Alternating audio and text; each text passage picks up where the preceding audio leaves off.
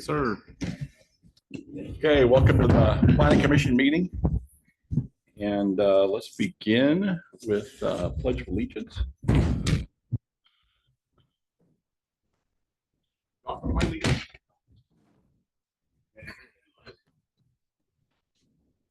Pledge allegiance to the flag of the United States of America and to the republic for which it stands, one nation, under God, indivisible, with liberty and justice for all.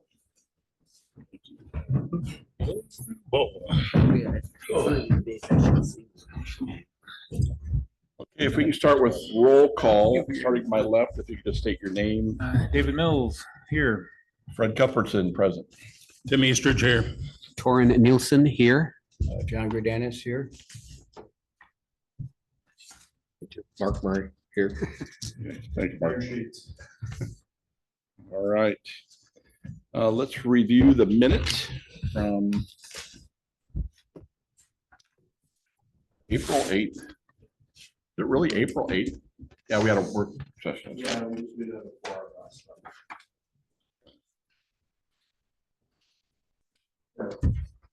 You have two sets of minutes, April and May.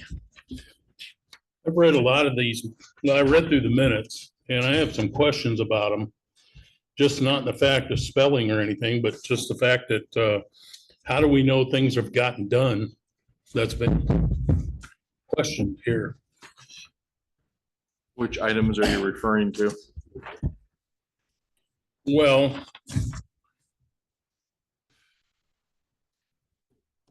clarification. Which was this? This was Was it April or was it the May 6th? probably May 6th.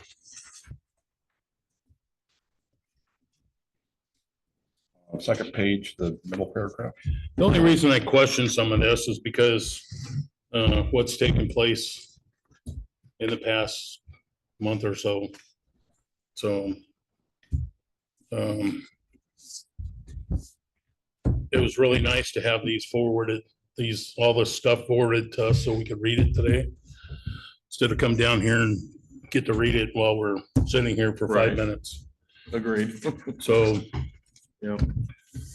But there's also some questions about Connex boxes being used for storage. Yeah, and I wish Michael was here because he could actually respond to that. Well, we actually had some stuff we talked about years earlier about storage because people wanted to use those things for in their lots for possible, makeshift garage or something like that, or possibly making a little mini house out of it. But like it's mentioned in here, there's not much placed in here, but then you start using them down at like mini storage.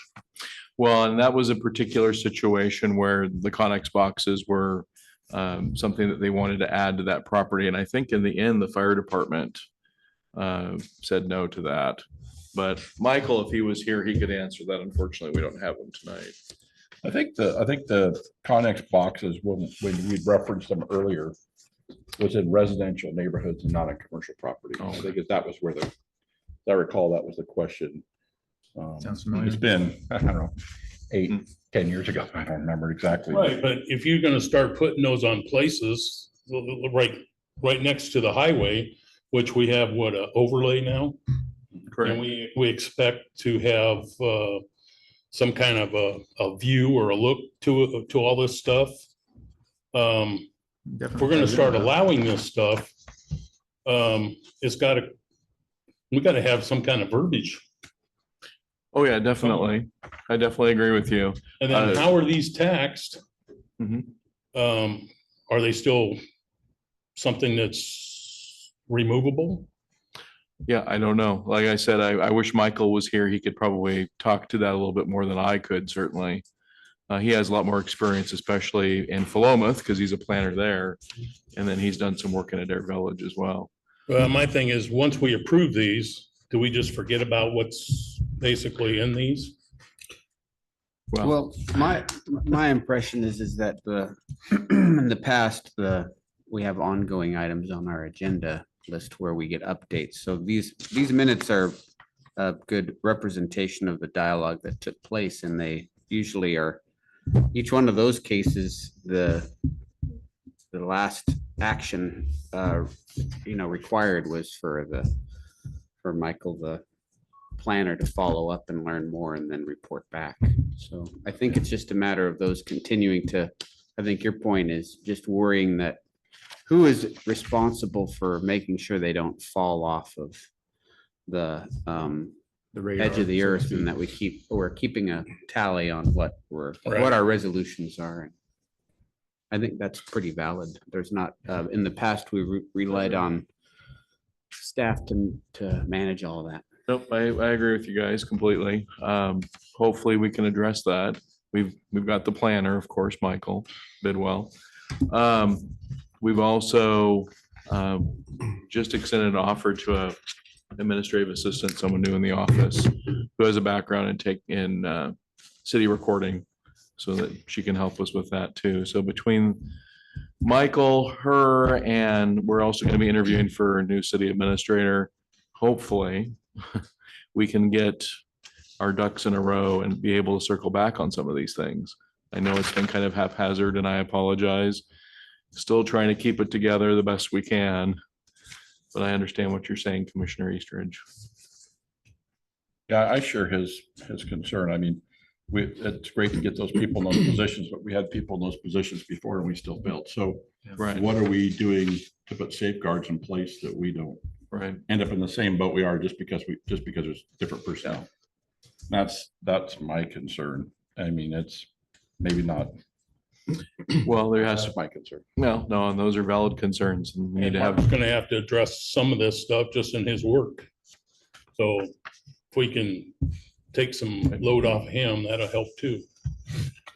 I think the mayor did a pretty good job a couple sessions ago explaining how right now we have a lot of confusion. This body passed a lot of what we thought were decisions or recommendations, and that required a final process of filing those with the county or the state before they could be used in the planning process.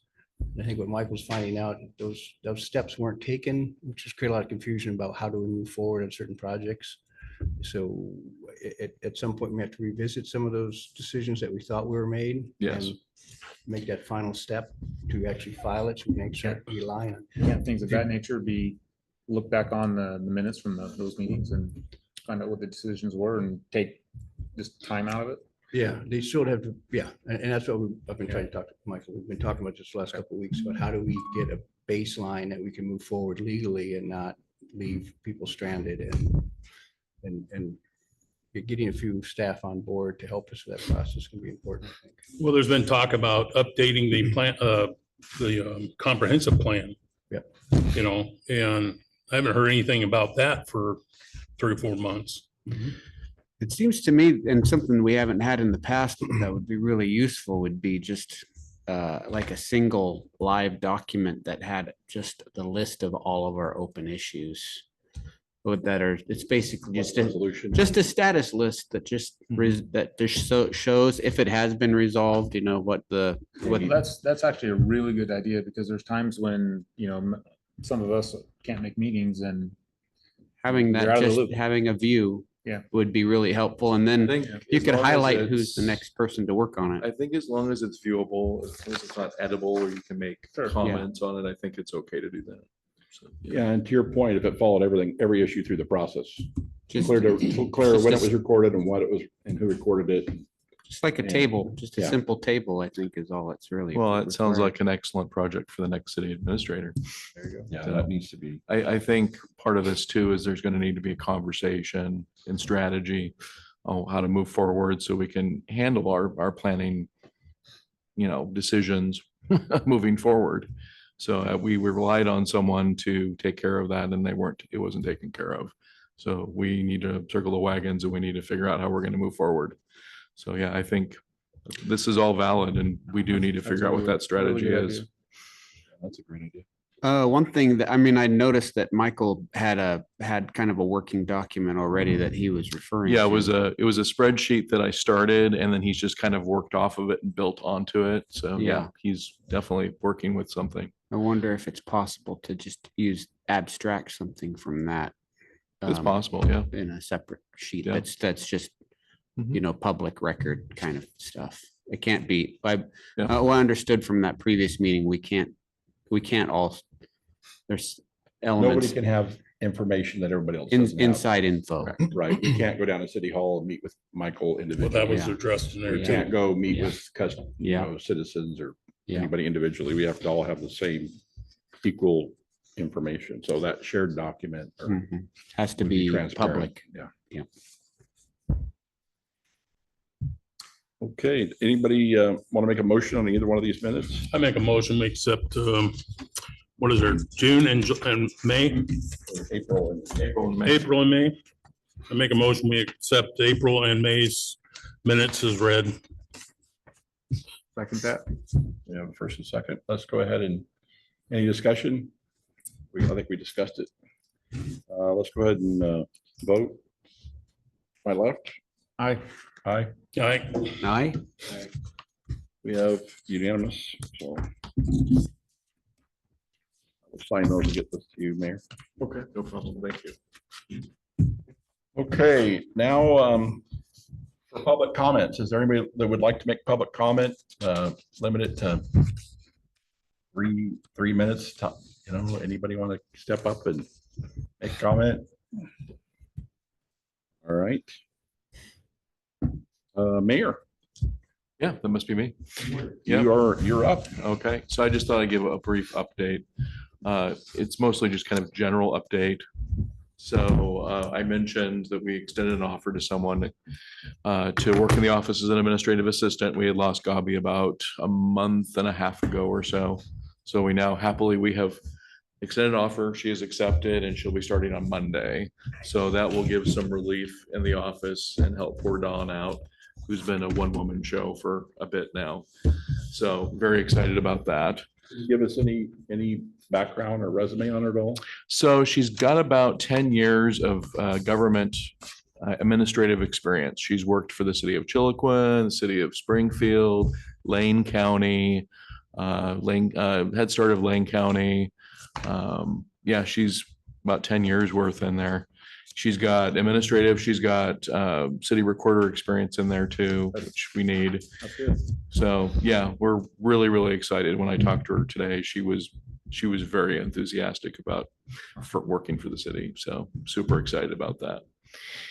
And then we are starting city administrator interviews. I think the first one is towards the end of this week. And we've got about 6 or 7 candidates that we're going to be interviewing. There could be a couple rounds on this. It depends on who floats to the top, but there are several of us that are going to be interviewing. So including myself, Don, Mark, and a couple of the city councilors as well. So hopefully, I would love it if we could have a decision by the end of this month. That might be optimistic. We'll see. But that's what I'd like to have happen. So there's that. And there's a lot going on and we're trying to just keep it moving forward the best we can at City Hall. Mark and Don and Chuck, they're all doing a great job. Very thankful for all of them. And Thank you, Mark. we just keep going forward. So that's about all I have for right now. Okay, well, I noticed on this new business, there's a discussion of a possible moratorium. Can you go into that at all? So Mr. Schultz is here and I'm gonna have him discuss that topic with us if he doesn't mind. Oh, come on, you knew.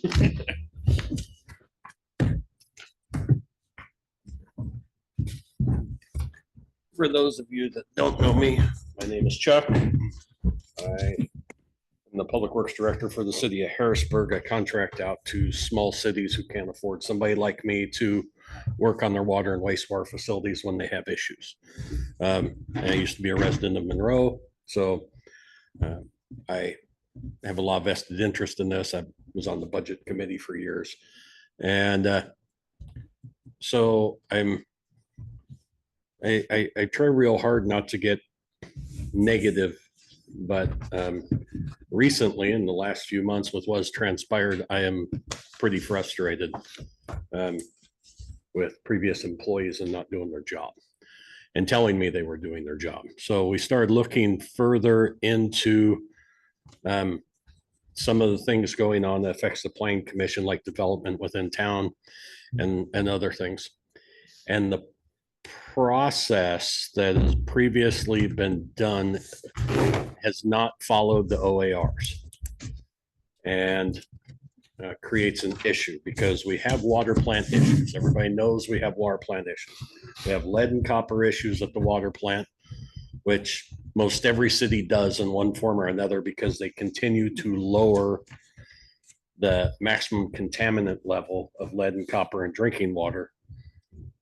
And treatment plants have a hard time keeping up with it. They're trying to get to this zero footprint that doesn't really exist when you have, lead in old homes and copper service lines and other things. Our concern on the water side more so is what's called DPDs. So it's a disinfection byproduct. So to keep it short, what happens is the state mandates and EPA mandates that you must have a traceable amount of chlorine in the distribution system at any house all the time. So when you add chlorine to water that has high organics, and you pull out of a river that's very turbid, that's very dark and ugly, there's a lot of organics in there. The chlorine mixes with the organics to create the trihalmethanes, which we have violated. It also mixes with pipe and other natural minerals that are in the water to create it, what's called haloacidic acids, which we have also violated. So it raises red flags, especially as I started looking at more and more things that we started looking into over the last few months, that when you start adding homes and the water plant's already under a direct order to fix this from Oregon Health Authority, and then they never see the plans for what's happening for their approval or denial, because you must get it when you add on to your water system in any way. The state has to review those plans, engineers, the compliance officers, regulators, they all go through and have to see those. They're going to see that Monroe is under these issues and have had bilateral agreements with the state to fix it. And those are not done. And the plant has not been upgraded, and we're still producing those. They're going to deny us at the plants, most likely. I've seen it before, and what they will say is you cannot continue to allow people to come into town and put them at risk of ingesting these problems. So that's on the water side. That's one of our big issues right there, is we need the city council and the planning commission, the new hires that come in, really, I think that, and a little bit was just mentioned, and I'm pretty sure Dan, the council understand this, that because we've talked a little bit about it, is when the new administrator comes on, a list of priorities needs to be given right from the start, that this is what you need. We got all kinds of stuff, but these are the priorities. The town wants development, the town wants to grow, the town wants to do what's best for the people in town, but more so, they need to be safe. We got to produce safe water. We're meeting most of the requirements, and there's not bacteria in the water, and it's not gonna harm you that way. Long-term effects, just like is what's being produced, that could be for including microplastics and things. It's along those same lines. The more you drink and continue to drink over long periods of time is really bad. So as we went into this, just recently in the last couple months, we started looking more at the wastewater side to make sure that it is okay. And we're kind of looking at the treatment plants. We pulled out the master plan from 2015, 2016 that brought up a whole lot of red flags. While the ponds and treatment plant there is sized appropriately for the town and for the future for at least the next 10 years with development. The lift station, 99.9% of all the sewage in Monroe is on this side of the river and goes to the lift station with the treatment plant on the other side of the river. In the master plan, it shows that the pipes, the influent pipes from the collection system are at 10 years ago, 70, 80, and 90% capacity. So that's a red flag right there going, whoa, those are already up there. What leads to this is, homes, more development, and I&I. So I&I is, to break it down, is inflow and infiltration into the sewer lines. Have an old system in a lot of areas of town. Before about the 1970s, when they put pipes together, it was assumed by every city and everybody doing this that the pipes had to be watertight to keep the sewage from leaking out. Until about the 80s and 90s, that's when they realized that the pipe joints needed to be airtight because roots work into those joints. Just because they're watertight, don't stop the roots. And the roots get in there and break those pipes away. As those pipes break away, they create large holes. They have groundwater in the old section of town. That groundwater then flows into the sewage line, which adds to what the station is trying to pump over to the treatment plant. And so that's your infiltration. It's infiltrating into the sewer lines, which is adding extra flow. Then you have inflow. Back before the 70s, the common practice was the solution to pollution was dilution. So a lot of places had combined systems. Treating wastewater still is relatively new. It's been around, really about 70 years for the most cities. Before that, it was, we're just going to dilute it. It's going to go, it's going to end up in the ocean and magically disappear. So the inflow is houses that have storm drains or roof vents, or outside drain tiles that are tied into the sewage pipes and not into a storm system because you have a limited storm system here. So that was probably a very standard practice. So there are maintenance things that can be done, and we got some planned for later this year to try to identify those so we can remove those from the system, because that's not allowed anymore to have it that way. Not to mention systems aren't designed for it. In continuing to look at the wastewater side and this lift station, we found another issue that was mentioned a bit in the master plan, and started running and looking at numbers. From the lift station, there is a 6-inch pipe that goes underneath the river to the treatment plant. So each pump in that station, when it was brand new, could pump about 680 gallons a minute. If the pump curve was perfect from the day it was put in and everything was new and there wasn't a bend in the line and pipe friction magically disappeared, even though it's everywhere, it's going to be there. The best they could do was 680 gallons a minute. And you have to design it for one pump. It's made to run on this pump and then run on this pump. Or if this pump fails, you have a backup. They're not designed to run with both pumps running. A 6-inch line, maximum you can pump through a 6-inch line is 600 gallons a minute. So you have a pump that can out pump the line going across the river. Based on what's called a PIF, or a peak indicating factor, of in the winter, and you have this I&I, you have this inflow, you have the sewage, you have the rain that's making its way into the system. The master plan 10 years ago had that peak instantaneous flow that would be at that lift station at a little over 1,200 gallons a minute. You can't pump that.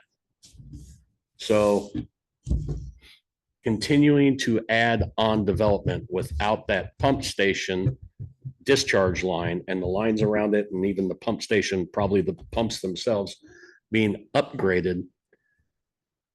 We've got lucky in the last couple of years that we've had a real good snowpack with less rainfall. But at some point, that's going to start dumping sewage right into the long ton. There's no way around it. It won't be able to get rid of it. It'll start backing up in the system when it can't keep up. And even if both pumps are running, it still can't do more than 600 gallons a minute. You can't fit it through that pipe. So it's going to back up. Pumps are going to sit there, get hot, and not do good on the pumps. And eventually the sewage is going to start flowing out of a manhole. And most likely it'll be along 99. So then it'll run down into a storm drain grate and right back into the river. You have a whole new problem in Harrisburg, when Monroe, when that starts happening. So these are the issues that have recently came up. And that's why I've recommended, and that's all I don't work for the city of Monroe, and they don't pay my salary, that a moratorium's held and put on the water and sewer system until the lift station's fixed and the issues at the water plant are fixed, which they're already mandated to do. It hasn't been mandated at the lift station yet, which is good for a lot of reasons. I don't want to, you can what if a lot of scenarios, but I wouldn't want to do that here. Can I? interrupt? Absolutely. So you were talking about the solution for the water issues have to do with, you say, are resting in the hands of the new administrator. And I imagine that they're helping to kind of manage a process, but maybe you could go into greater detail as to what kind of timeline we're talking about, or what the critical milestones we're going to have to move through to actually solve that. Right. So right now, last month's city council meeting, was it last month? The last one? Okay. Yeah, whatever. It's just been, I think we did a special. oh yeah. We discussed, based on a feasibility study, of either modifying the existing plant and adding other pieces so it can treat this out. But the base of your plant is still 20 years old. They're only designed for about 30 years. Or going after a new treatment plant at the same site and changing the style of it. The current treatment plant is a membrane system, which is it takes a lot of operator time to operate one. It was when I first saw it, I found it very odd that a small town would have one of these, because it takes a lot to keep it going. Good salesman. Yes, probably. So switching it to a more mixed media, conventional treatment plant that would require, 30 minutes or 45 minutes of an operator a day to do the test and make sure everything's still operating or any maintenance. And then they get out in the field rather than somebody who's there 4 or 6 hours a day. When you don't have staff for somebody to be there that long. So that's kind of So what. there's two different paths that was There is. presented, and there isn't a decision yet on that path. those two Correct. paths. I see. And both paths cost millions. Mhm. So I think your initial comment of being told things that weren't actually happening. This group has been told for a year or so that. Longer than that. There were Longer two than that. grants that were pending, one for 3.2 and one for 1 something million, that would address a water treatment plant, and that Silver West was working on that and had a plan. But we talked a little earlier about this, but what you've discovered is that the Silver West is not really engaged in the planning process or has anything that they put together. And those grants, and this might be a secret, those grants are just not there anymore. 3.2, I think that never happened. The 1.3 did happen. And I've been in contact with Representative Butler's office. Okay. We still have it. They're trying to save it so it'll circle back around and still be available for us for another fiscal year. So they're working on that. They're going to let me know. They're pretty sure we still have it, but they put it in some sort of process and they vote I don't have the microphone on, sorry. They put it through some sort of process and vote. It's part of some legislation that carries over to the next fiscal year. So they're trying to determine if that's the case with our bill and our money. So I'm just waiting to hear back. So I think we still have that, but the 3.2 never happened. Okay. That was a pipe dream, And the unfortunately. planning design work for a new water treatment plant has not happened. Is that? No, there's been some feasibility studies. And So there's no documentation regarding these two different options? there is, it's There the is? feasibility Oh, okay. study that kind of looked at it. Another one of the issues that happened in this process, which needs to be put back on the city administrator's list, is in the last couple of years, the city allowed the contract with the city engineer to expire. So this work that was being done is questionable under Oregon bid law of how you picked that contractor or Right. Civil West or this one to do these studies that probably should have went out for an actual contract bid. Or to your city engineer, but since that contract expired, Yeah, so we're having to start all over again. yes. So working with the city attorney on that. So we need to get a city engineer in first. Record. So you have the engineer of record who can do a lot of things, especially with some of these repairs that need out here. Again, we're adding to the water system. We can't do that without plan review from Oregon Health, but if you have a city engineer, you can do single family homes and things like that get added to the system. So when I mentioned the city council, and I mentioned, I think the moratorium on the water and sewer, new construction would be the way to go. Or more or less new infrastructure. You can't add new infrastructure to the water, can't add new to the wastewater. Which would allow, because you still have so much that could be adding to the wastewater plant just on pieces of land in town if somebody decides to put a home in on their spare piece of property. So you've already put that infrastructure in front of them. That green light's already been there for them to do it. So if they decide to do it, you're gonna have a hell of a time trying to stop Yeah, them. so when we talk about future development, I mean, the question got brought up by all of us time and time again that we were told the city has a capacity of about 52 more homes roughly. Is that what I'm remembering? And then Yeah. the lagoon had like 1,200 Yeah, capacity. we were told there was no problem at all on the waste side. We We- never, ever had to worry about it. We brought that up multiple times. We mulled it over. And then also on the water. On the water yeah, side, was just adding the shifts. 52 Yeah. homes was just with one person, 40 hours a week. We could make Then More it's- water. all the water in the world we wanted to if we added And then it was shifts. just That adding was what we've shifts. been told over and over and That over. we were added what? Added more shifts. Operator shift work. Oh, yeah, if you wanted to add another person who was sitting at the plant, you could make more water. But to your point, There's another issue that there's we a have. safety issue. Yeah. It Yeah, hasn't been addressed. absolutely. And 52 homes, that's not what it calculates out to. The stamped engineering document does not And we were told, calculate I that. think that was a conservative. It was, probably 70 or so. And then it was like, yeah, safely 52 or The so. lagoons can handle quite a bit. Right. They're Lagoons- designed out that third pond was added back when, which gives a more capacity. But it's the infrastructure getting it there. The Right. lift station is the whole issue. Right. So, and currently, and I don't know who would throw their neck and everything they own under the bus.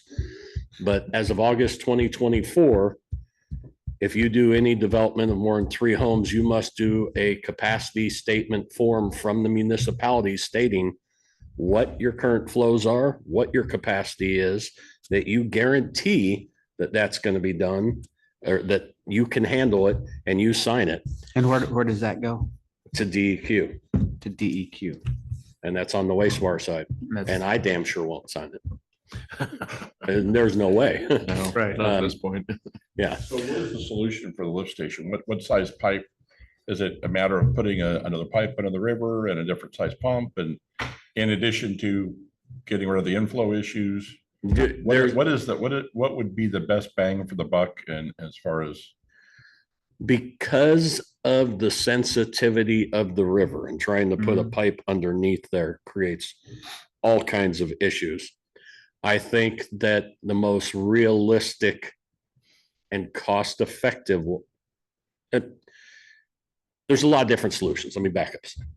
You could put in another lift station, another location, tie in part of the flow, put in another Just make another line pipe. across the Yeah, bridge. An and- additional pipe. Yeah. Right. Whatever, whichever way you want to pull it.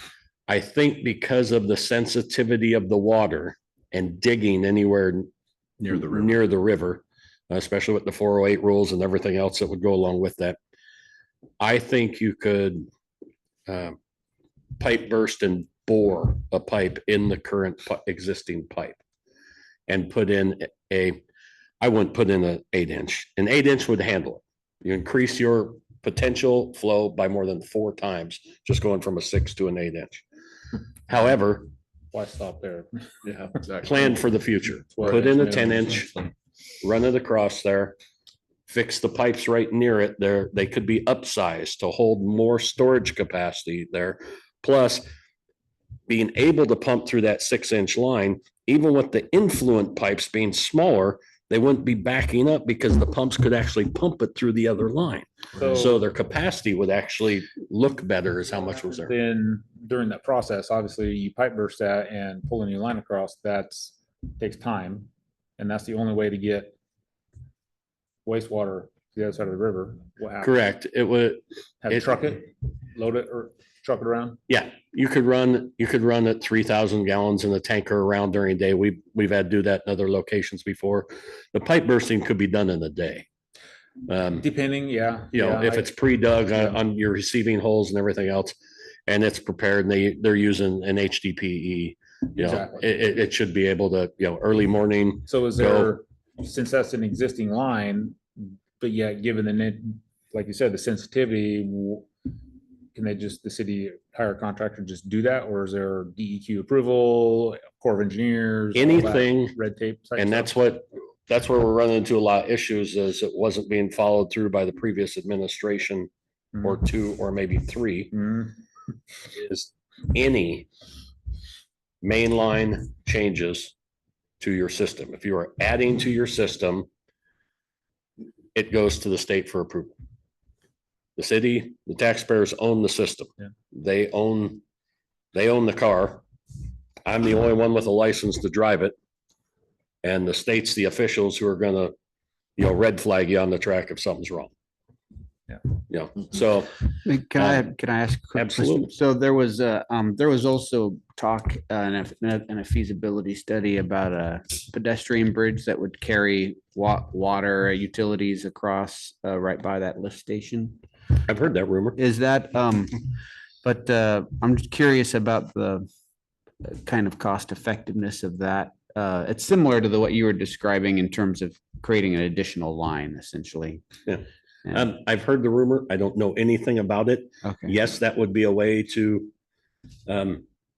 increase that capacity over to the other side of the river. And without changing essentially the current you would still be able to keep working and you could just basically add on. I see what that is, just time. So a grant was written, initial grant was written for a 10-inch wastewater plant or 10-inch wastewater pipe and an 8-inch water pipe to be put on that bridge. Initial design was done, initial structure was designed. But the grant, again, that was one of those grants that was submitted, but not the final paper was submitted. So that could have been a solution that would have come around about the same time next summer. Possibly. But now we'd have to reapply for that grant next summer. I'm not sure what the water line would do on that bridge and where to be going. All I ever heard about was the sewer.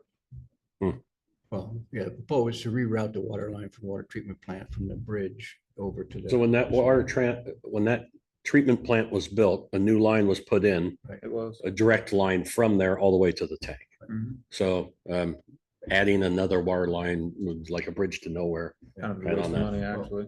I think, Kind of a waste of. I think it was funds, actually. supply to the city from the water treatment plant was. What's the that? Supply to the city from the water treatment plant was the idea. Yeah, but it goes to the tank first. It has Yeah. to go to the reservoir, then down gravity feeds out from that. So, So, but yeah, I will, it it's was- kind of a non-existent project at the moment, but yeah, there's been talk about it. but- Could be an option that had been proposed as an option. yeah, but it sounds like, I guess my question is timing. Sounds like these are some pretty grave issues that need done. And you talk about the bridge and stuff like that, but all I, that's kind of just, like you said, is just a hypothetical thing. Sounds like some action needs taken and something. The needs done about it. wastewater, the way you're describing the wastewater issue, it didn't sound like it was as acute as the water issue that you were describing. That was the sense that I got in terms of. Then I put it out wrong. That's not the way I received it. I read received it the way as around. they're both equally. Problem. So I guess, we can talk about all this. What I propose, that I think, rather than us trying to solve a problem, or city council trying to solve these complicated problems, this has to go, even if we had the $1.3 million, we wouldn't know what to do with it. So there has, Wouldn't be enough anyway. it wouldn't be so. enough, but it could be Yeah. a start. So- The funding, but we have to have professionals come in here and lay this all out. Absolutely. So I prioritize stuff. thought, so getting back to the engineers, Mhm. I remember there was discussions about branch engineering. There were not some happy feelings between the last city administrator and them, and then talked about going to Civil West was another one. And I mean, we all had conversations about that and were told about this. And I thought it was this deal to where the city could just go and, get hours from Civil West or branch or whoever. At We're not certain supposed to do times. it that way. Okay. No, of course. But it sounds like the city needs to recruit the help of an engineer or some other professional and. Yes, you need to do an RFP and go out Yeah. and get an engineer. Yeah, we're getting Absolutely. there. I We're use getting Branch. So- You used to use Branch. Sure. He had an issue with them as soon as he got here and picked an engineering firm that I really have a problem with. Okay.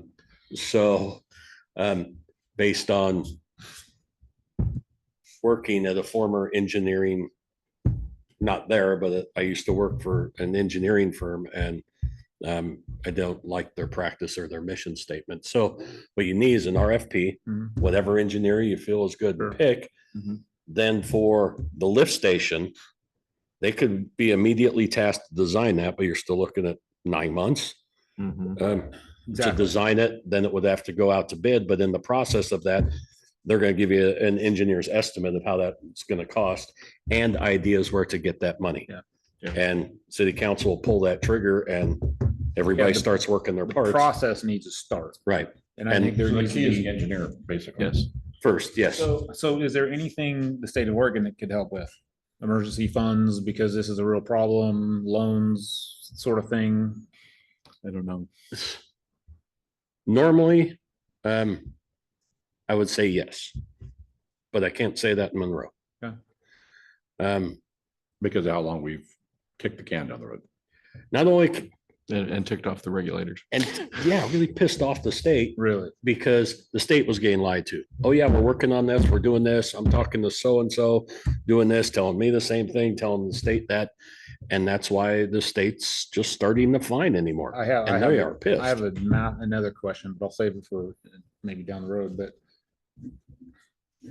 What about the city's SDC fees? How much does the city have? That's what I was wondering And how about, much of because those isn't funds can that be, the, I mean, they're to They're- be used for improvements, percentages, correct? But there's a lot of rules, if I understand. and Right, Chuck I know can there's touch on it. rules, They are Yeah. used for new infrastructure. not, You not cannot upgrading. replace the asphalt on a road with SDCs to put new asphalt down. You can't rebuild a pump station with SDC funds. It's for new infrastructure. That's the easiest way to look at.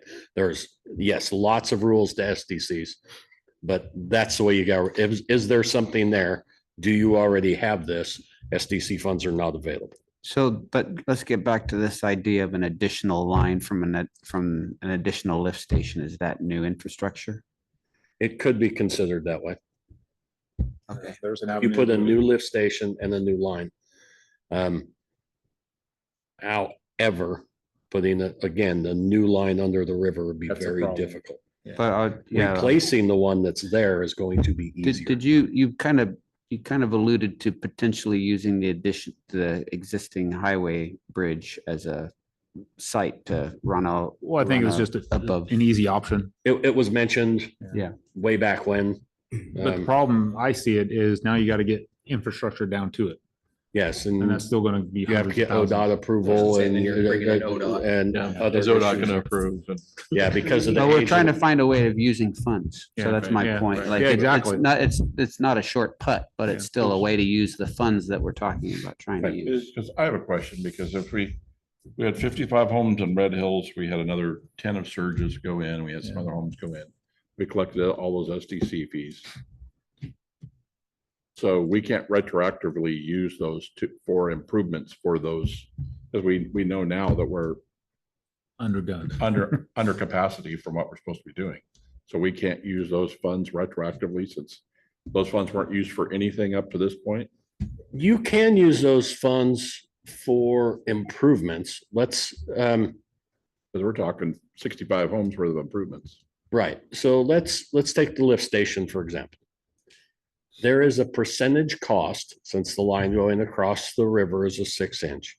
And you upsize the capacity, say you replace that to a 10-inch.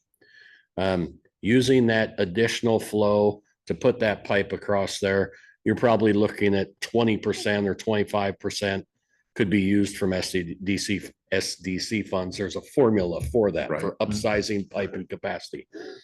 If you were to modify the lift station, instead of replacing both pipes or both pumps or upgrading those, you added a third pump and made it a triplex station.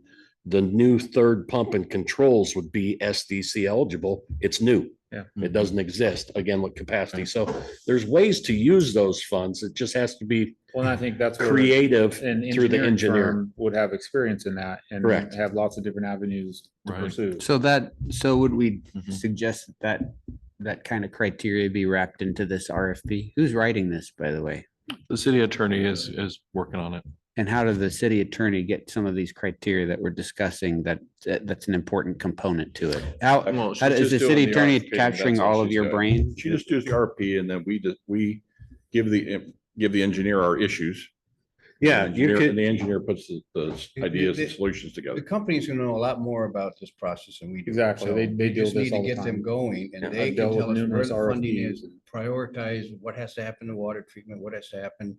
And then we can pick which, we're playing a role in picking where to spend that money first as we figure out where we get the money. correct. And when you send out the RFP and she does the front works of that and saying, you have to be a qualified engineer and meet these requirements for the state. You can request, and she could put that in right from the start.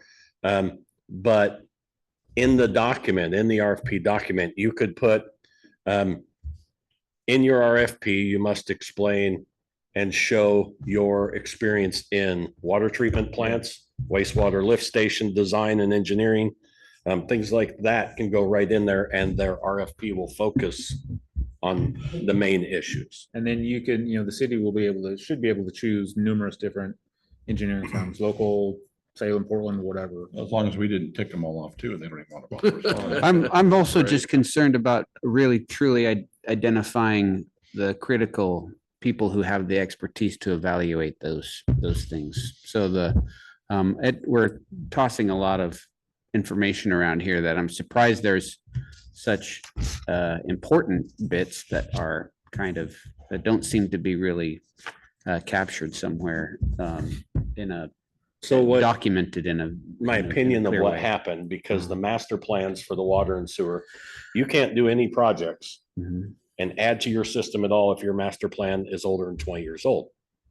So everybody has to keep updating. Your plans are 10 and 7, 8. Somewhat. I mean, they're not that old and they are this thick and you can read through them and they outline a lot of the issues of what's there.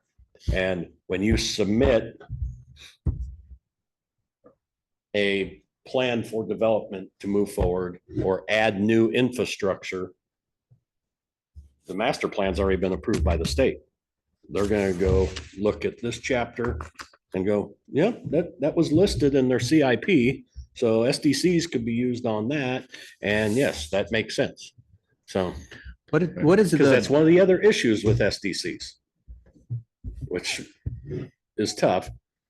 But to spend SDC money on new infrastructure, the project must be listed on your CIP, your capital improvement plan. You can't randomly just say, you know, we should just put it on the bike path, make a bike path out of asphalt. If it ain't on the CIP, you ain't spending it legally. so what is the current balance that the city holds in STC fees? I think it's 2.5 million. I Okay, think it's a couple million. Which is, and you can only use a percent, maybe you said maybe 25% of that could be allocated for. There's a formula based Yeah. on how upsizing you do, how much upsizing. So let's say there's 2.5 million, and let's say it costs 500,000 to get a line across the river, whatever. Where's the rest of that? I mean, and let's say 25% could be SDC fees, where's the rest of that money coming from? Like, I don't know. And that's what the how much- engineer, he was saying the engineer will give us ideas of where. Yeah, How I to- mean, right now, the state and federal for grants and loans. And unfortunately, it's not the way it used to be where you had an 80% grant with a Yeah. 20% loan. That's swapped. You're paying mostly loan. Their interest rates are very low based on currently what's out there for, say, a homeowner. 1 or 2% maybe. Yes. No, RUS type stuff used to be like 1%. Yeah, right It's now pretty they're cheap money. they're a bit higher than that. You're in that low twos, but that's still better than you get in a lot of places. And each one has the state revolving fund loans have an easier payback. The federal runs can give you more money and quicker, but there's requirements with the federal, Right. like the VAPA requirements. So that means you're buying everything, Buy America, Better Yeah, America, which increases the price, Yeah. but so federal versus state is, So I'm sorry to interrupt. So I just, one thing I wanted to clarify too, you're talking about the difference between upgrading and new. And you mentioned that those are the two different scenarios to solve our water treatment plant issues, was the upgrade with new components versus having a new system with a new methodology. Right? So is building a new treatment plant with a new methodology, and is that constitute something that is STC eligible? my first thought is no. But because you're replacing an existing plant, Mm. the infrastructure. Adding to it? I mean, I'm just creating something new. It is creating something new, but the old one's gonna go but away. you can't create something new that already exists. For instance, let's go back to a road. Mhm. Build a new road. It has asphalt on it from 70 years ago. You're gonna rip it up, put new asphalt down.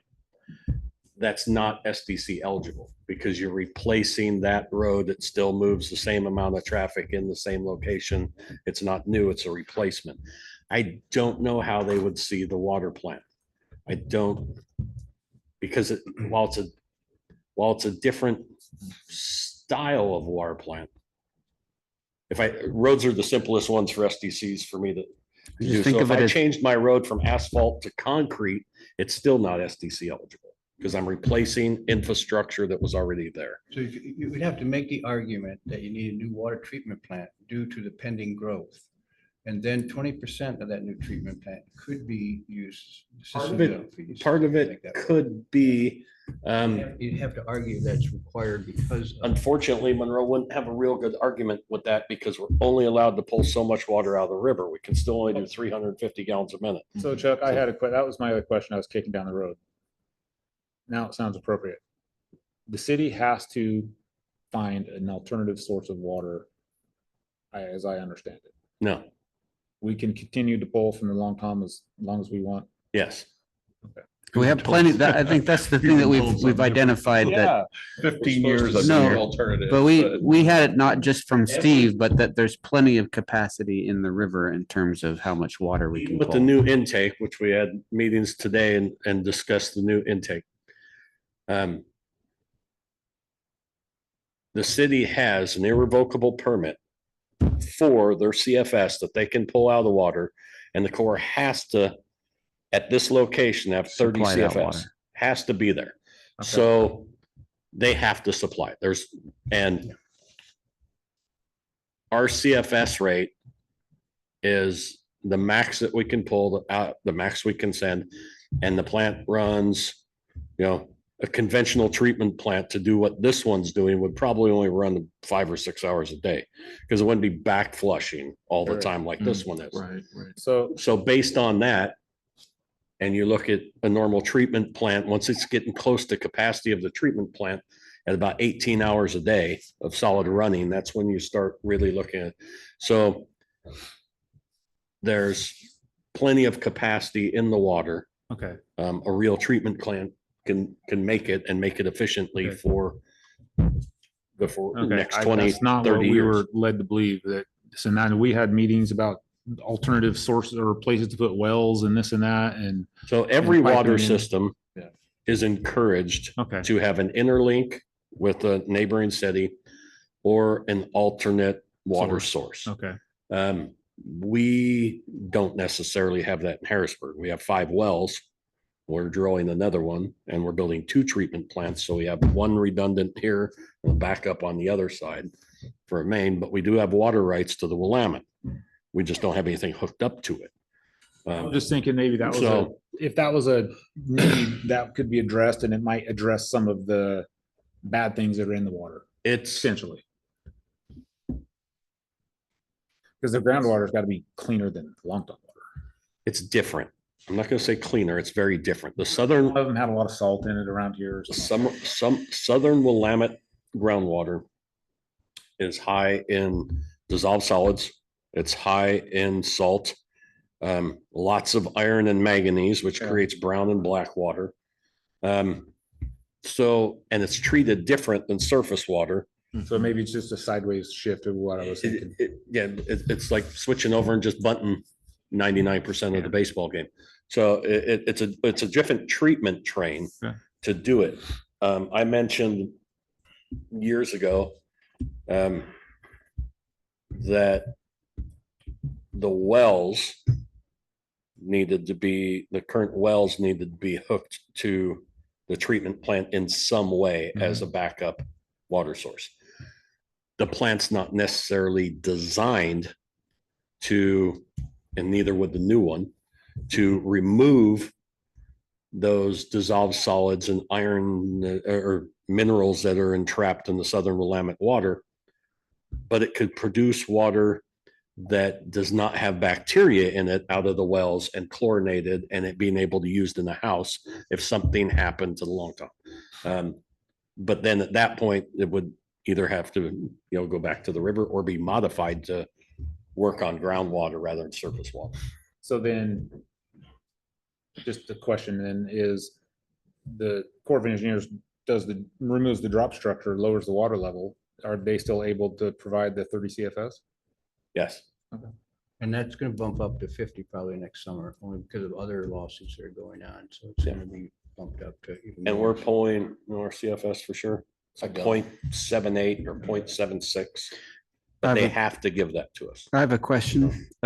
You discussed the new intake system, that's inflow at the bottom of the river. Is that the idea of the new intake? We were Design. discussing preliminary design today. Okay, so based upon your experience, would some of the concern, would that be providing additional filtration or in some way improving the quality of the water by drawing the water from the bottom of the river through the sands and the like? Get my way, absolutely. Okay. But I have to get the Corps to design it the way. Mhm. I've been involved in several intakes and there's sloppy ways to do it and really good ways to do it. And so I gave them some ideas today to kind of lead them in the path of what I'd be looking for. And yes, it would help with some of those organics, but not enough to make the current treatment plant viable. The current treatment plant is really made for about 10 to 20 NTUs of turbidity in the water. That's about all those were really made for. They're used on a relatively clean source in the type of system that was put in. And the river here can be 400, 600, 800. You're getting a plant to try to do what it isn't made to do anyway. So even dropping them in half, we're still not in what the manufacturer says that plant would normally operate under. So But it would be mitigating it in some. It would help. It would help. Absolutely. And that in theory is paid for, or it's in process, the design? So the as- Army Corps isn't designing the water intake. That'll be a separate engineering firm that's going to be hired by the Longtime Watershed Council, who specializes in designing and building water intakes. They'll come up with a couple plans. There'll be a lot of coordination between the Army Corps and this separate entity, but the separate entity will design and build the water intake and try to hit those specs that we'd like to see.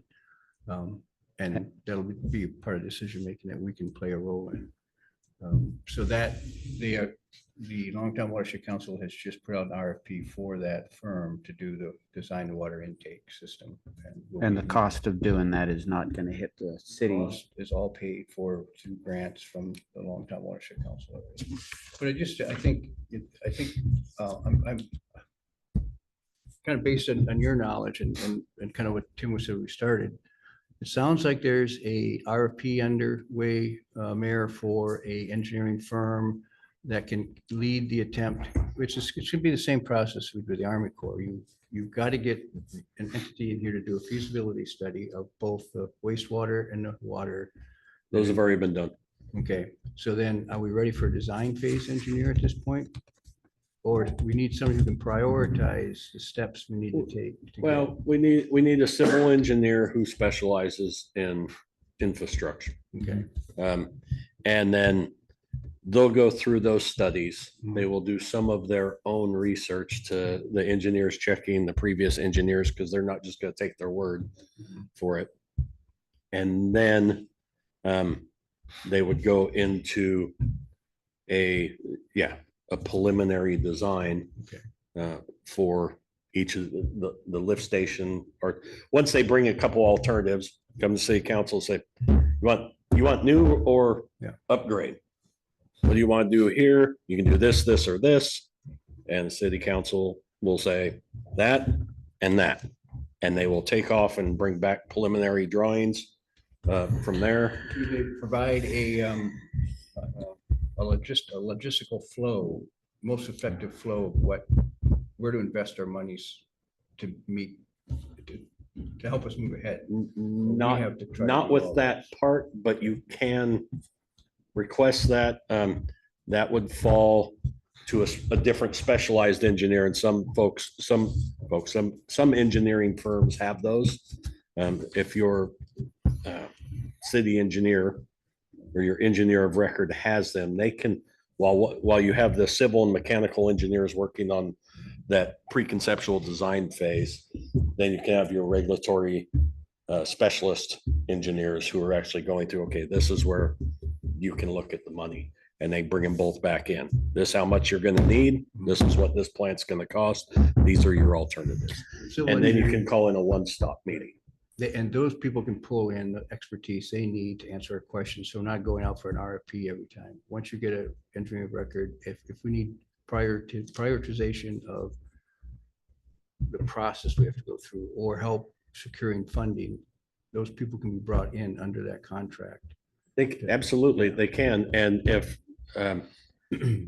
this commission runs into a question for an engineer, Right. you say, hey, city administrator, we need the city engineer of record come to our next meeting. We have some questions. Mayor Sheets, are you managing this RFP creation process with the lawyer? Managing it. All I did was reach out to the city attorney after we had our conversation. Chuck had his conversation with council. We need an engineer of record. We need, unfortunately, as Chuck has already mentioned, that our prior engineer, we let that whole relationship lapse. So we have to start over again. Did So the I just told attorney- the city attorney, we need an RFP and she's gonna help us get that started. Did they provide a timeline for when? Because She's working on it right now, but I've got her working on several things, actually. I mean, I can ask her. I can follow up and ask her. So it seems really critical to keep an eye on that process. Yeah. to make sure it's moving Yeah, forward. trying to But in the understand who's meantime, following there up. seems to be a lot of decisions the planning commission could be doing based on the knowledge we do have right now about needs that people are asking about and requesting right now. A moratorium could answer that question pretty quickly. Right, but and I would there are- think that there may be a very good opportunity because as Dan mentioned, and the misinformation given to the commission and the board and myself and others that, some of these decisions, some of these idea sessions could be a joint planning city council session that gets the Absolutely. minds together and puts everybody on the same page. Here's our list of priorities and Can let's, you give us a little bit more detail about the moratorium in terms of specifics? Does this mean that Surge doesn't do any building at all, or does it mean that they could build homes but just not tie into our utilities until this thing is resolved? What maybe are the boundaries or specifics around what you're describing? a moratorium is suited and listed out for what Mhm. the situation is. Until you, What are you proposing, I guess, is the question. I would propose that you have no more infrastructure put in the water or sewer at that time, because you have to account, like I mentioned, like properties. You have homeowners properties, so you would have no more infrastructure put in, no more development of more than 3 family dwellings, because all that has to go to the state for review. So if somebody wants to split their lot, they want to put a second home in the areas down here, that would be allowed. But large development, new water lines, new sewer lines, main lines, not until you get, not until you get the lift station for sure. The water plant is another.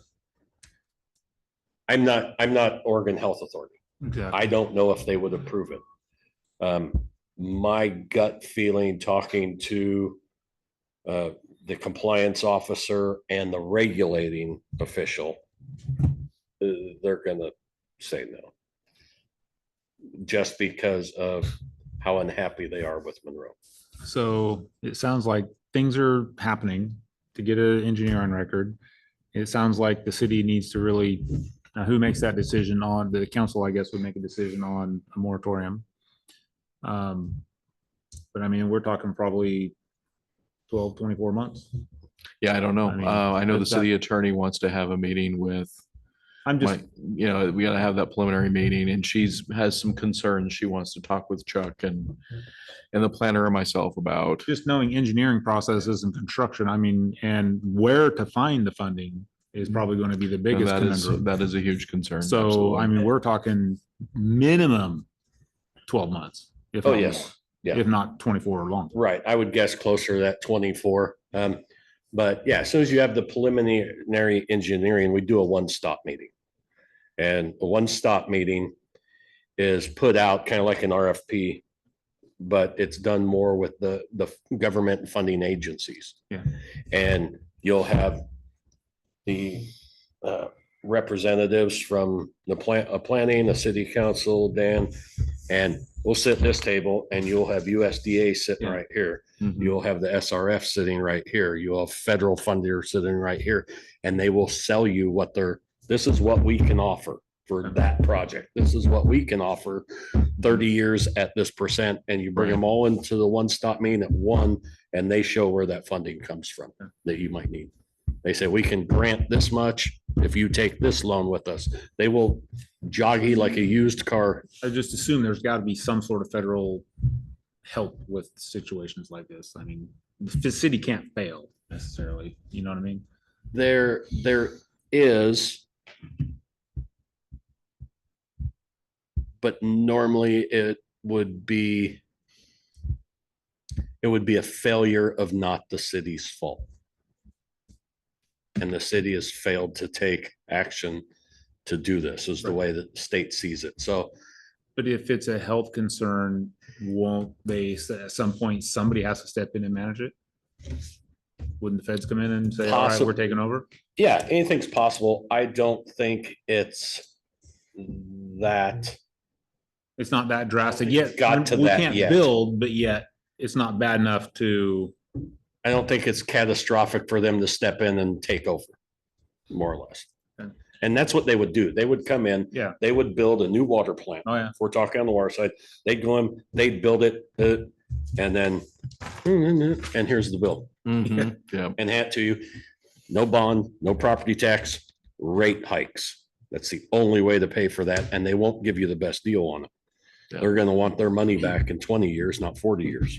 So, and unfortunately, that happened in Harrisburg. Really? 2004, the state said, you must increase the size of your wastewater plant. It can't hold, you have overdeveloped. It's having problems. And it went to the voters 3 times and failed every time. And the state Nobody came in wants and to said, replace it. okay, well, it's all gonna be user rates, and their rates went from, $10 a month to 50 some odd dollars a month.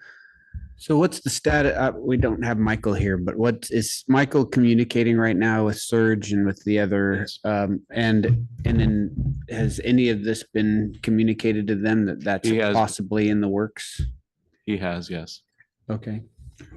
And Mayor, what I've sensed is that Michael could use some help from the planning commission to validate which codes he should be following. There's some confusion about what codes, what was passed, Yeah, what wasn't I passed. So I think that's definitely- work that the planning commission could do. is I mean, he sit does down. come across some things, but I know we have Yeah. some interesting codes that, Yeah. if we could help him identify them and. Yeah. That- get Could them those squared just away. be group emails, group string emails? Could he send emails to the Everybody. planning commission with As long as questions? everybody was, and as long as we replied Yeah. all, Yeah. As long as we don't because then make everybody any, has as the equal. long as decisions aren't made, that's. I It's, think if it'd be it's just helpful. fact finding and providing input on what we know. I mean, I think we can definitely arrange to have communication, so there's information Mhm. sharing. I think that'd be that's fine. helpful. I think if we can sit down with Michael and have him bring to us the things that he's concerned about Mhm. and that he can't make a decision because it's unclear in our codes, whether Right. then we could have a work session where we could work through a lot of those things. And even if it's to adopt Palomas codes, so we can function and we can. But he's got an understanding of that. Yeah, and we could allow people to move forward with projects, that would be really helpful. That would just be us adopting Yeah, a new set of codes that are clean and, you talk about moving forward with projects, what projects? Because it sounds like well, it sounds. this like- issue is number one. Yeah, but it sounds like there's some, if you know, new infrastructure, but it sounds like if the infrastructure is in place and somebody wants to hook up, and that'd be a much smaller percentage. We're not talking about a new subdivision or new, If you were adding, a home here and a home there, and, you've more or less already given them that with the right. infrastructure there. Right. There are hard moratoriums that have been put in place, and some that's just nothing, nothing until we get it fixed. I mean, that's all. Each moratorium is site specific. There's not here's the sheet. We're talking, I mean, the smallest, we're talking about 30 homes. Yeah, 30, anything over 3 has to go through state Right, design. And you're saying no. And it So won't get approved. therefore, So you can't sign a capacity statement with the state. Well, I don't know who would. Right. I'm not doing it. Sign a capacity statement saying, oh, I yes. guess I was just, Absolutely. I take all responsibility that So we it can sounds- do I that. was putting, sorry, earlier, I just want to follow up with and just clarify a question. So if I was a developer and I had these plans that in place for years now because of all the COVID stuff, and they're already laying the groundwork for this. Is it possible at all for them to move projects forward without tying into utilities? Is that Yeah, but reasonable? How don't- can somebody do that I with, don't know, you can't and sell I a don't home. think so. Probably not wise, because that's spending a lot of money not knowing if you're ever gonna. Yeah, I mean, this process could take years. Yeah. I mean, just, How many lift stations does Harrisburg have? Trick question. So we are set up a bit like Monroe. We have one main lift station that all the sewage goes to, and then it pumps 7,200 feet out to the treatment plant. And we have another 5 inside the city that pump to that station. But we don't cross a river. Right. We're just running down a road. So we have another lift station south of Dragon too, right? Over Schaefer Creek. We've got one lift station. yeah, Not that I know of. No, So just- those are all, I have to pump my sewage across the street and they have to pump it across the bridge because there's no flow. There's a pump station And down what, there a somewhere. 2-inch line? Yeah, we're on a 2-inch line. So that's all pressurized. there's a pressure step system over there. Yeah, so that's. So, it's not a- Kind of like the same thing. library as well. They have a little pressure. yeah, Hmm. it's called a step system. It's not really a lift station per se. So it wouldn't pay to put in a new lift station somewhere else? It's possible. could. Put a 10-inch here and then you could always lift station to this site right here. It's seems to be the lowest. I mean, the engineer would have to check elevations of manholes to see how that would work. I Sure. don't see why it wouldn't, but still still gotta get to the other side of the river. But basically, we're stuck until we got an engineer anyway. the So thing we could is, discuss it till we're You- blue in you the need face, to- but till we get an engineer, we're not gonna be able to do anything. They're gonna recommend the best way to do it, and I'm just bringing the good news of what we've ran into You're in the so last glad. few months. Where are we in our agenda? My whole thing is I just really, really, really want to make sure that moving forward, Last 3. after we get this issue, that we have checks and balances in place. So we never, ever, ever follow through.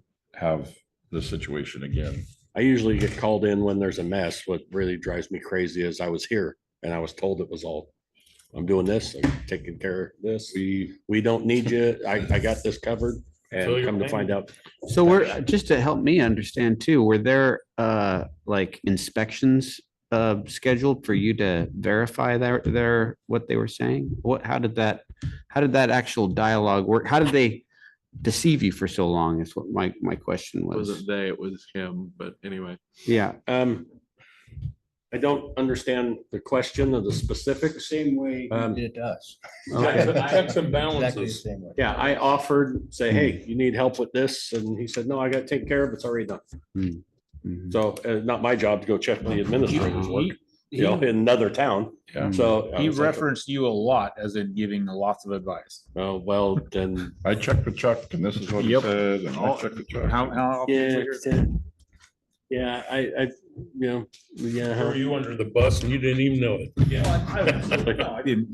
I never felt you threw him under the bus. I just was under the impression that you were advising a lot. Well, at the time, we didn't know he's getting thrown under the bus. All right, let's move on. So review land use fees, including SSC fees and tap fees. And there was some question about that we've always included. Where there was, Mark, you can probably talk to this a little better than I can. They should be separate, not together. is my And they understanding. weren't separate. They were, Yeah, so all of our SDC fees are supposed to include everything. They include all the water, sewer and everything, and they include the tap fees, inspection fees, everything, dropping the meter, which there's nothing in our fees that actually specify dropping the meter or how much the meters cost or any of that. so Huh? we can't be doing that. it's in your SDC fees. Yeah, it's all included. It's all under SDC fee. So the tap is included in the. That's SDC illegal. fee. You can't do that. That was my understanding. We're supposed to have them separate, right? That's what you were. SDCs, when a developer comes in or a homeowner, or anybody wants to put a house, they're putting their house in, they're paying SDC fees for all of the infrastructure already in place, paid for by every other taxpayer to have that available at that property. Mhm. Not for the tap and the meter and that's, no, you can't do that. So do we know what the tap fee should be and what the drop the meter fee should be? We know what You can't do it. You do whatever. we know what Harrisburg and Philomath charge for their tap fees and their meter drops and all that. Dawn does have some prices. I don't have them. I think they've been in one of these packets I before. think it was like $450 for one. Yeah, but it's all just SDC fees. It's not. Currently, it's not together like that. So if we know that's illegal, we need to stop that immediately. Yeah. So we need to fix that. So who's doing that? So I'm thinking that we need to run it past commission first, and then, I don't know, does the planning commission need to approve it and then council needs to approve it, or is that To just me, a that's- council I don't- thing? I don't That's like think- city business, not us. I think Public Works takes care of tap and drop. We just do SDC. Just thinking that maybe planning commission could recommend, and then, So for a fee schedule? yeah, for that particular item, yeah. Oh, I'm pretty sure our fee schedule is ran through planning before it goes to council. Michelle would be the one who would know for sure, because we recently updated and went through ours and Dawn asked for ours today, so I showed her where that was at. Because our tap for water, we do our own water taps. We don't want contractors touching our line, not disinfecting properly, creating an issue to public health. So we tap our own. So it's $1,335 for the tap fee. And that is simply for us to tap and bring water to their property from the main line. Mhm. We don't drop a meter or anything. That's just for that. Or the actual cost. For instance, if If it's above and beyond that, they. yeah, or let's say Umpqua Bank. Main line's on the opposite side of 99. $1,300 is not gonna wouldn't cover it. cover that when you're cutting into that road and 1335 is the minimum. yeah, so you're gonna be in that 3,500 range. They would pay that. Say it's an empty lot. They build their building, they're ready for water. Then our meter drop fee is the cost of the meter and iPearl, which you are now using. The radio and the time for an operator to put it in and program it.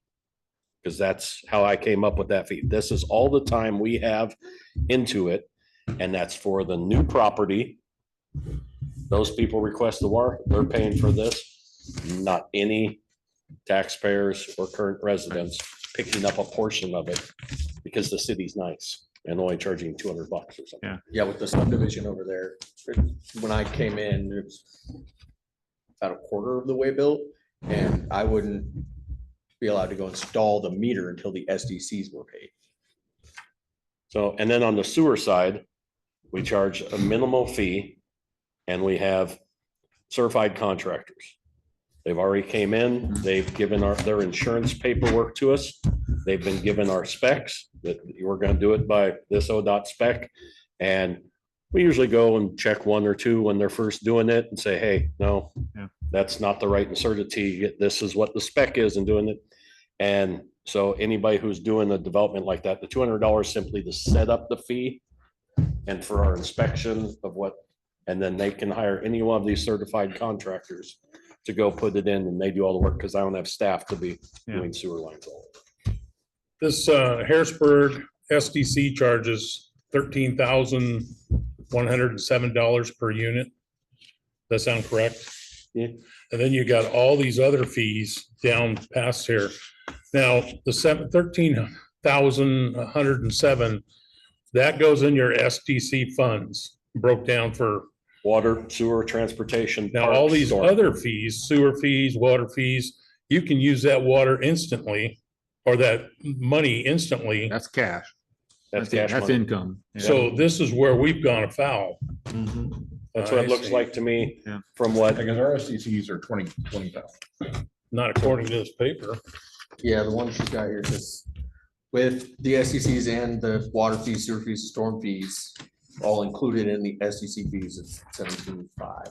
Right, so let's go back down to a bank. You got $3,500 or $4,000 and just moving that water tap across the road. And it's included in these SDCs, you're giving money away. So we can lower our STC funds and then implement all these other fees to be able to use the money instantaneously as needed, right then. Your SDC fees, Right, you're saying that they're, right now, we're tying We're tying up. money up Right. in a way where Right. we can't spend it. Right. yeah, in a nasty balloon with paint and oil and everything else you want to throw in there. It's really bad. I don't know if you can lower your SDC fees. SDC fees are based on the master plans. Oh, The master plans and the SDCs are created by that CIP that I talked about. So whatever your capital improvement plan is, that's what bases on the future of what you're gonna need for your development to give you what that SDC fee is for each of the 5 categories. So we need to look at our master plan, what the current STC charges are, because it might be 17,000. It might be. Yeah, Here's, we just- I know for a fact that this is wrong. And, This is wrong. and, and if the master plans, and I don't know, I didn't look all the way through the appendixes on there. If the master plan were cheaped when they were done and said, yeah, no, we don't want a CIP done, there will be no SDC methodology in that. But your engineer of record can make that off existing master plan and say, this is what is really done. Come to the council, and the planning commission say, these are the projects we want to do. We want to redo Orchard and Main and Commercial, and they do each one of those separately and come up with SDC. How you come up with your SDCs varies by every city everywhere, or every Fred, engineering didn't firm. we just did that with us like a year ago, right? A year and a half ago. Yeah, we went upped it through to the 20,000. process. We looked, yeah. So It was looked a, at- we looked at a survey of the, Yeah, like all. try to be in the middle. constables. Yeah. And We kind of these picked somewhere in the categories were middle. not created, Right. so we couldn't move money into categories. So we went through that process, of creating these categories, reviewing the fees around, and then How'd you come up with the fees for each category? that was the process. We looked at what other cities were doing and, think it was but just the overall. the tap fees are not part of that process at No. all. They were No. totally excluded. No. They were not included in our. system Well, there is development fees. none. Huh? There is none, is there? Well, they are. I don't think so. There needs to be created. I don't think technically there is a tap fee or anything. I'll have to Yeah, look I've again. I'll have never to talk to heard it Don, mentioned. but yeah, the way in March, when all this stuff started getting looked at, Don brought this up and just said, basically, it looked like all the tap fees and everything were included in the SDC fees. Was- We weren't allowed to connect or do anything until the SDC fees were So paid. that's what it, and it sounds to me, that's the second time you said that it occurs to me that perhaps one of the strategies was to get people who were not paying their SDC fees to say, you really can't move forward until you, and it's all wrapped together. So that, And we're still letting people connect to our system without any fees. That's going And back. in sanitary ways, like he's talking, you could put all kinds of crap in your water system by somebody else who doesn't care.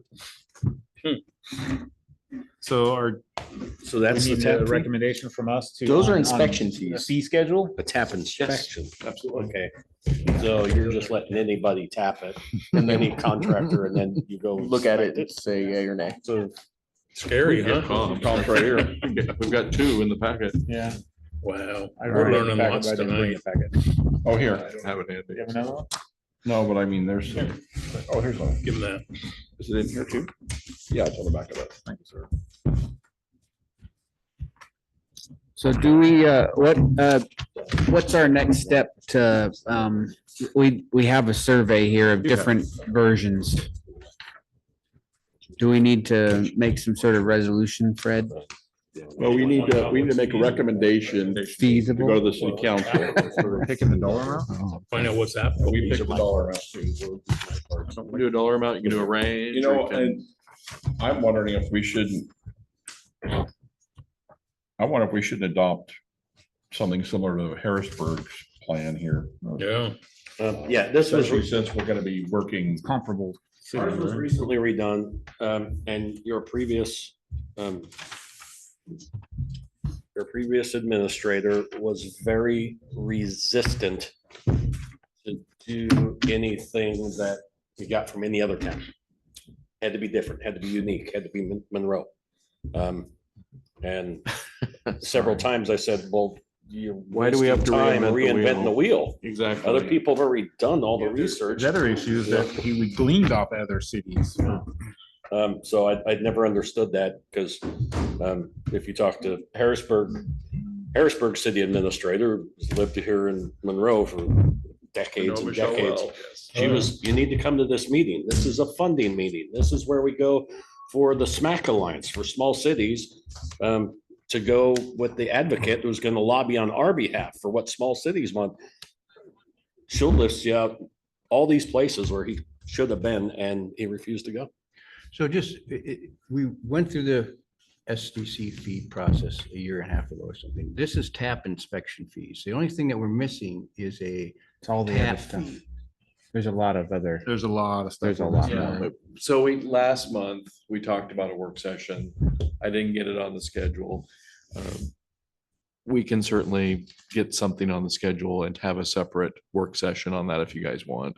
Well, if we're gonna do one with the city council, if we should, can we do it all together or is that Totally inappropriate? do it all together. That'd probably be just the best way to do it. Kind of seems like. So the who does best. your tap inspections? Nobody. That and land use fees and everything else. I mean, you have a fee for a tap inspection, so you have a Division 4 Public So- Works inspector that comes in.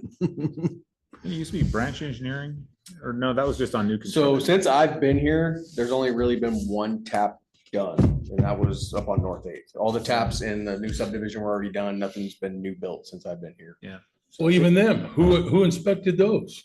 Well, Branch- That's the that was- question I had when they were putting No, all I this think in. That Who's predates, that inspecting all predates, this that stuff? predates Mark. I think branch- All I did was Oh, install I know, meters. it's way before your time, but it's just. It was on you, Tim. Yeah. I thought branch engineering. I thought they were coming out and doing some of the developer connections to city infrastructure, branch engineering would do. I'm pretty sure on that. We had I remember we had some engineering outfit. And Did somewhere those. along the Yeah. line, there was some ruffled feather somewhere, and that's when it was highly recommended branch engineering get kicked down the road. Wow. And that, but. Right? Am I remembering incorrectly? You're right, but the reason they were doing inspection, they were doing what they were paid for. No, yeah, no, Yeah. absolutely. Yeah. but what I'm Absolutely. not- That's so they were- exactly it. They were doing what they were told to do, which was a tap inspection. There's a question about grading driveways and all that, that they weren't doing, which is way beyond what the contract was. Yeah. And people got upset because they weren't doing stuff they weren't getting paid for. Not, they could Because have Pat easily, Deppa informed us, we're not paying, so why should they be doing it? right. Right. And that's when we went, wait a minute, we didn't know anything So it about could that. easily, the city could easily broaden their requirements and pay them more. It depends on the But contract. I tap mean, if it's inspections a were being done by development, branch. then the city Ruffled engineer would feathers. send somebody to do those inspections, but the city engineer is paid by the developer, not the citizens That's in pretty, town. yeah, I'm pretty sure the city didn't have staff to be able to go out and do those inspections. Yeah. No, I just, If I remember. I think you're correct, yeah. I mean, it really should be the city engineer and their staff. Yeah. But that would, you'd have to go back and look to see if it happened that way. But those bills from them for all those inspections, those should have been reimbursed to the city from the developer. So your current residents are paying your Right. engineering firms. And they may have, we just don't know. No, They weren't even done. Get a work session on the docket. Yeah, what do you want to include in the work session? You want to do the land use fees and the tap SDC. fees and the And SDCs? we also were talking about fees for a pre-app meeting, which To the is- land use fees, yeah. yeah, and so we So should probably tap look at all that. fees. And I don't know if it would be beneficial to have, SDC. I just lost it. What's his name from Paloma? It's not Michael, Michael. but not Michael. Oh, Oh, his you want boss. Chris Workman. Because Chris's knowledge base is pretty high. Well, do we want our friend from DLCD here too? Yeah, it wouldn't. Why it wouldn't not? hurt. Can I ask? You don't like that idea? We can hear more about wetlands. Well, Oh, That- Patrick will tell you more than that. Well, yeah, we need to, yeah. let's do that. Let's get that. All right. Stay focused on. getting Because stuff we can done, make less decisions now, speechifying. but we're just now learning this and we're gonna, I don't want to make a knee jerk reaction. I was Yeah, making a just- knee jerk reaction doesn't really, Right about setting Addressing it. fees yeah. off the You're cuff. talking work session? Number one, we don't even know. We need to make sure we know what our SDC fee, you know what I'm saying? Yes. And what our methodology was to come up with those. That should, I think that was in our comp plan, how we came up with that, what methodology was. We This need is to- where the minutes would be helpful again. And then the I've been minutes. looking, So we need to I've find got my that. own file of minutes, but it's not, it doesn't include everything. So we'd have to We didn't just figure pick a random number out of the air. out- No, We did some research. we and then spend a came lot up of with it, time so. with. I'd like to talk about the shipping container. What those I'm are gonna all go Put one about. in your yard. Now that it keeps bringing You it might could do that. Long as Just need a level spot. up. So There you on go. old business, we've had some folks sit in the audience here, listening to us ramble on forever. If we have any updates on the expedited UGB, All I know is Michael is working with Patrick at DLCD. I know that. I know connection's been made. have you guys heard anything else? Okay.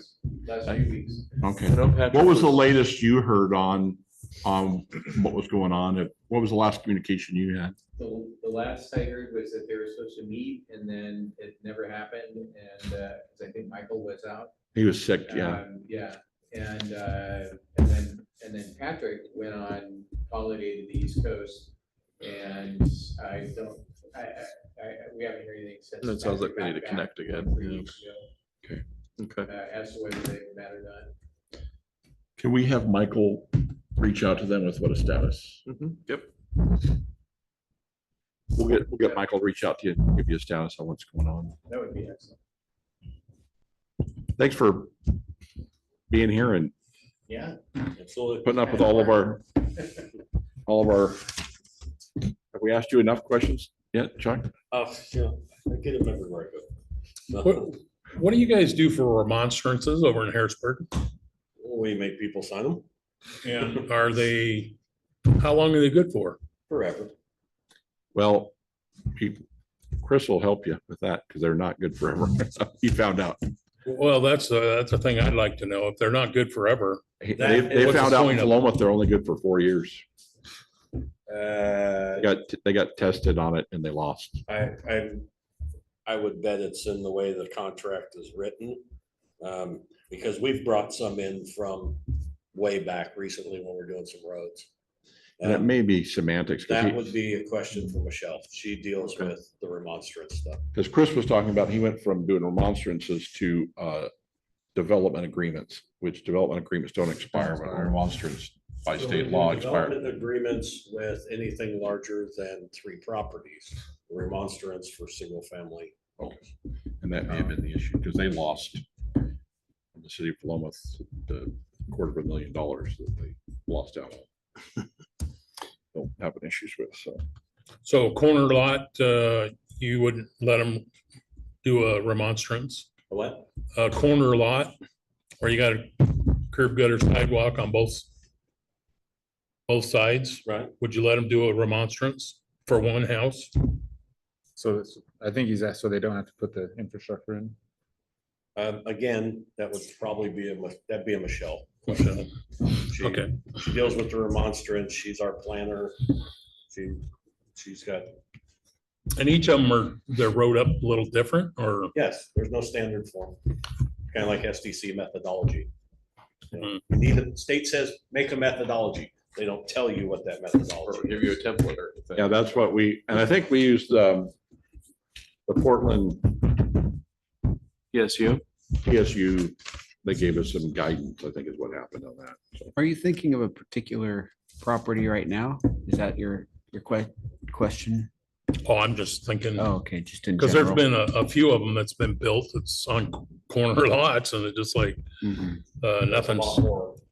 nothing's done, but That's a lot more sidewalk and curb and gutter. I noticed that I don't recall us talking about Mr. Rose's property there on Eighth and Main and the idea of curb and gutter that I well, don't. there was on Main Street, There is on right, their neighbor just to the east. because it's already there. There is sidewalk and curb and gutter, We'd right? have to extend it, I would think. Yeah, I'm just wondering if that was something that was a requirement by their, I think that's all still in Michael's. in their court right development now. plan. Need Michael for that.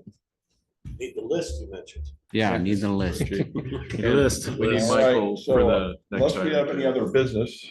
Yeah.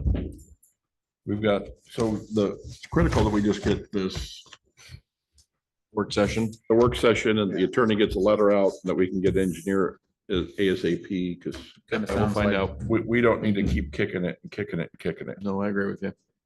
because. And so as far as an agenda for the next meeting on July 1st, already.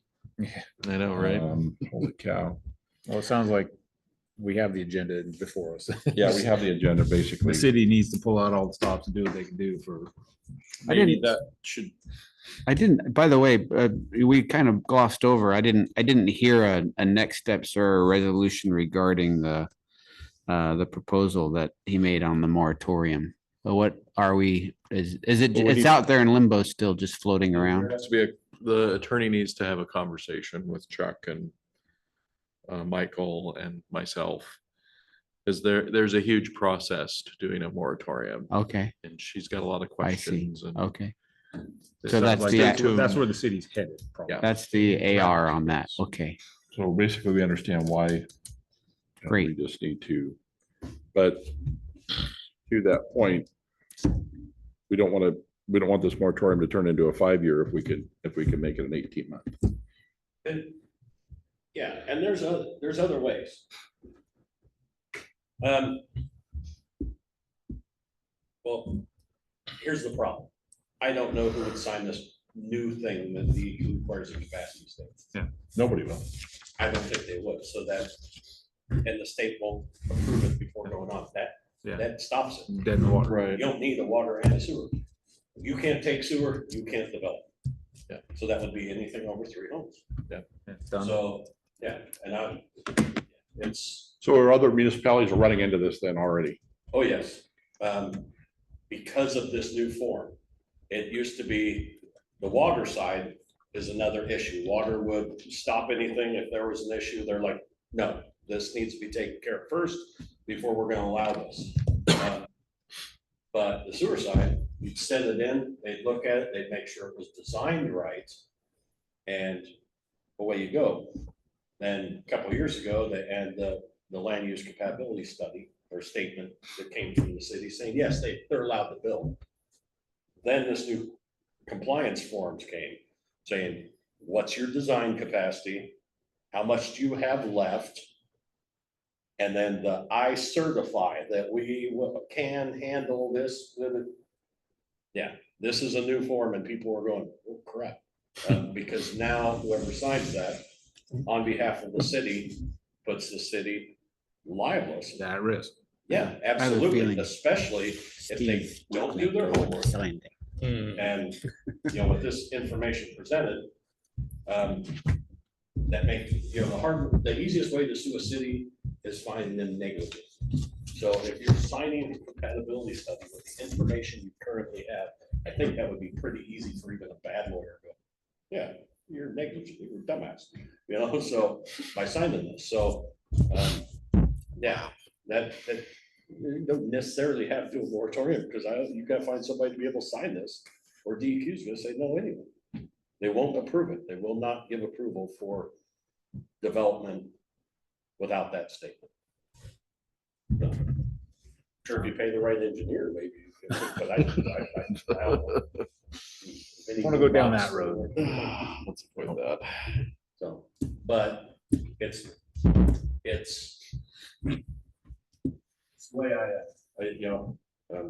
I started out digging in a ditch 30 years ago and wanted to be the administrator. I worked myself up through engineering, got to be that big guy, got to be the guy at the top. And went, it was too political. I don't wear a tie. I am not good at, being politically correct. I need to go back to what I do. I need to go back to public works. I mean, I got that job. It took me 3 years to get out of that job to get back to public works, to do that. So I like to be upfront. I do not tell people what they want to hear. I tell them what they need to hear. I tell them the way the facts are. And I think by doing the moratorium, that's what you're doing. You're stating upfront, we have a problem that we are trying to address and fix. Not because we don't want the development. We want it. We just have to have the infrastructure support. It's not an admission of guilt. It's a statement of, It's a heads up. yeah. By doing it the other way, and you let them go through all the work and Yeah. all the design and put stuff in and. Well, it just grade creates, And everything, and then send it to DEQ for them to say, well, we need a compatibility, like the capacity statement. well, yeah. Well. Well, yeah, now you have We got nobody who's gonna sign that. hurt feelings, you got lack of trust. you Yes, got- absolutely. So that's why personally, I think the moratorium is a better upfront. Hey, we're not gonna go try to buy a property there and build because they have a moratorium. No, Rather than moratorium. just catch them on the backside. So the city comes up with a moratorium and how does that work? You have a period of time or do you have conditions? These conditions are met or is it a time frame? Conditions. Okay. These So conditions it's are met, not, And then the city council will lift the moratorium. so that, to your point, you're not locked in for 3 or 5 years. Right. on Moratorium, so. Well, they only last for 6 months at a time, and then you can renew it if you need to. Yeah, it's just part of it. It's kind of an It's ongoing. part of the Yeah. consent list. I Right. mean, it's just. So I realize we're outside of the public comments, but I had You're fine. a question that kind of plays off of that. So if City of Monroe has a moratorium on building, whether it's a de facto moratorium because nobody's going to approve it, or if it's a real one, does that stop you from going forward with the UGB expansion? I Because you're don't not think so. building houses, To me, you're those just- are, I don't know, they're two separate issues. That's totally separate. I think we still need that UGB because we need to plan for the future. We got a bump in the road right now that's Yeah. a year, 2 year, maybe longer fix. But a project, even if we did the It's expansion, gonna take a while to the get developer's going gonna take anyway. 2 to 3 years to do that. So to get the engineer and all that for, so we're, Just wanna so we can't just, Those are two separate things. Okay. I mean, Okay. Yeah. Thank you. if they're related, I think somebody somewhere along the line to say, no, you can't do this until this is resolved. I think we'll just run into that, but I think I agree. It all just needs to go forward. Well, I do it with developers all the time. It's a multi-year process. Yeah, anyway. yeah. Even permits for going under the long top are gonna take a while. You have to get into the station. It's gonna take a while. to get that. Yes, and absolutely. you may have a developer that says, hey, I see that this criteria needs to be met, what, are you willing to waive? Or give us SDCP. SDC credit and Here's a check. we'll give you money to help you with your, Absolutely. I I mean, mean- all that can be worked in deals and, in a perfect world where people have money to waste, you could have a developer come in and say, hey, I'm gonna put 170 homes here and I'm gonna put a lift station with a brand new pipe under the Riverview sewer plant. And I'm giving it to you when we're done. Okay, great. That's the sewer. good, pump. we'll waive all your SDC fees. Thank you very much. Absolutely. Yeah. And then, all your sewer SDC fees. Right. And then we're gonna give you $1 million to help with the water plant. Okay, we'll waive the water SDC funds. Well, you got for me on streets now. So, yeah, Let's you make a can- you deal. can- Absolutely, there's ways around it. But people are putting out money to make money. Exactly. Their profit's not gonna be as high. There are some that'll do it. And could look at this as a good thing, knowing that there is a problem, as seen that things are being addressed. That goes back to what I kind of commented about the trust issue and this and that, is they know, hey, this, instead of just getting strung along. I think there's been too much of that in the past. Sign with the cost of the fee. Yeah. get halfway done and then realize, that's the worst. Well, you We start came up with adding some- homes and then you have a sewage flowing down the street. Instead of in the pipes, you're gonna have another. But some things too, takeaways that one thing is just that live document. I think that's a I great think idea. that's a great idea, and I think that can help with some transparency and some. We gotta have follow-up. Michael help us with that. Anyway. Let's go home and.